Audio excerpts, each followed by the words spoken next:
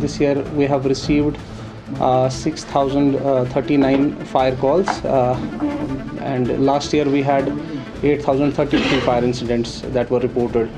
So significantly there is a reduction of about 25% in fire incidents, and it's because of the rigorous awareness campaign that has been launched by our worthy director Shri Alok Kumar. मैं समझता हूँ कि awareness campaign जब से हमारे director sir ने launch किया था 2022 में, और तब से लेके अब तक हमने अवेयरनेस प्रोग्राम्स की फ्रीक्वेंसी काफ़ी ज़्यादा बढ़ाई है। लगभग हमने 10,000 अवेयरनेस प्रोग्राम्स तब से लेके अब तक किए हुए हैं, और in which we have trained more than 10 lakh people, जहाँ पे हमारा जो फोकस रहता है फायर प्रिवेंशन पे रहता है, फायर प्रोटेक्शन पे रहता है, लाइफ सेफ्टी पे रहता है। इन अवेयरनेस प्रोग्राम्स में हम जनरल पब्लिक को अवेयर करते हैं with regard to the usages of fire extinguishers. जो कॉमन फायर हैज़र्ड्स हैं उनके बारे में बताया जाता है, जो कॉमन मेथड्स ऑफ एक्सटिंग्विशमेंट है उन चीज़ों के बारे में बताया जाता है। So I think the reduction of 25% in fire incidents is because of those awareness programmes, and I think the credit should be given to our director Shri Alok Kumar. Now with regard to the infrastructural safety, the department has conducted 3,728 fire safety audits in different occupancies, be it hospital, school, college. In operational readiness, we have played a crucial role in recent floods. जैसा आपको पता है श्रीनगर और अनंतनाग में जो है water lodging के issues हुए थे, और fire and emergency services apart from search and rescue operation हमने वहाँ पे जो है डिवाटरिंग ऑपरेशन कैरी आउट किया था in more than 60 locations.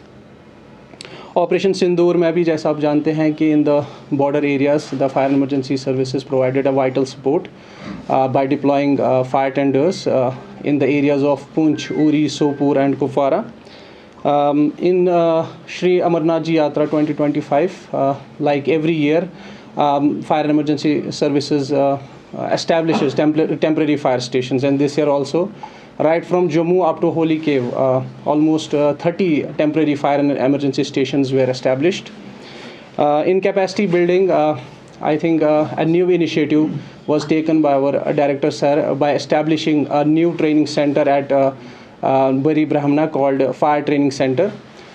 Training centre में अभी तक हमने जो है 2 बैचेस में ट्रेनिंग्स प्रोवाइड की है विद रिगार्ड टू जो बेसिक फायरमैनशिप कोर्स है, और हमारे 6 बैचेस तब से अब तक जो है उन्होंने रिफ्रेशर कोर्स वहाँ से किया हुआ है. बाकी जो डिपार्टमेंट है based on the weather conditions, जैसे कश्मीर में ज़्यादा सर्दी रहती है, जम्मू में जो है समर में हीट वेव रहती है और क्रॉप हार्वेस्टिंग होती है, तो based on that the fire and emergency department time to time provides की डिप्लॉयमेंट्स इन दोज एरियाज़. हम वहाँ पे fire tenders along with trained crew भेजते हैं और फायर सेफ्टी कवर प्रोवाइड करते हैं. In far flung areas also, खासकर जो रिमोट एरियाज़ है जो कि इनएक्सेसिबल है, वहाँ पे भी हम लोकल वॉलंटियर्स और जो पब्लिक रिप्रेजेंटेटिव्स हैं उनको टाइम टू टाइम ट्रेन करते हैं. So fire and emergency services, in conclusion, we have adopted a proactive approach, we have adopted a balanced approach and future oriented approach under the leadership of our director, and हम अपनी commitment पे कायम है. जो हमारा मोटो है we serve to save, हम लोगों की जान और माल तहफ़्फ़ुज़ करने के लिए हमेशा रेडी रहते हैं. क्योंकि हमने डाउनटाउन एरियाज़ में कई दफ़ा ऐसा देखा है कि क्योंकि एरियाज़ काफ़ी कंजेस्टेड है और जब आपके टेंडर्स वहाँ पे पहुँचते हैं तो काफ़ी दिक्कतों का सामना करना पड़ता है. रिमेंबर कि मैंने इंसर से भी एक बार बाइक की है और उसमें भी हमें एक इशू देखने को मिला कि जो रोड साइड बेस जो होते हैं वहाँ पे गाड़ियाँ डेफिनेटली होती हैं, जिसकी वजह से आपके टेंडर्स को काफ़ी ज़्यादा टाइम लगता है वहाँ तक पहुँचने में.